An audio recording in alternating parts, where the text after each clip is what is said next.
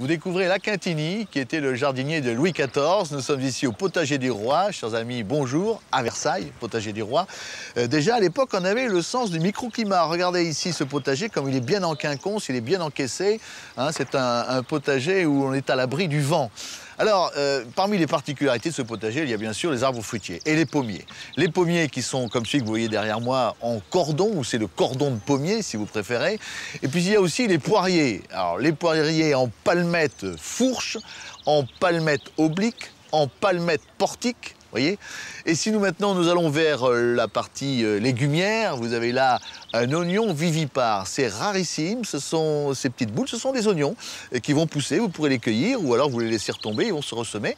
Et vous avez également les poireaux que vous voyez là, que l'on appelle les poireaux perpétuels, parce que eux aussi, ils sont en permanence et ils se ressèment sans qu'on ait besoin de les planter. Voilà, ce sont quelques-uns des exemples que nous vous proposons dans ce potager du roi, avec la rhubarbe que nous voyons tout de suite en compagnie de Valérie. Et la rhubarbe, la voici, Laurent. Nous avons ici deux belles rangées. Alors, vous voyez qu'elle a bien poussé, hein, parce qu'à l'automne, nous avons incorporé du fumier, du compost, donc le sol est très riche. Là, elle a bien poussé.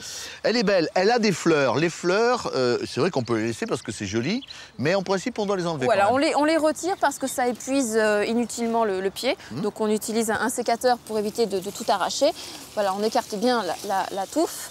Au passage, vous voyez ces tiges rouges, et ça c'est très important parce que c'est ce que l'on va consommer, c'est ce que l'on va récolter, c'est les tiges rouges. Hein.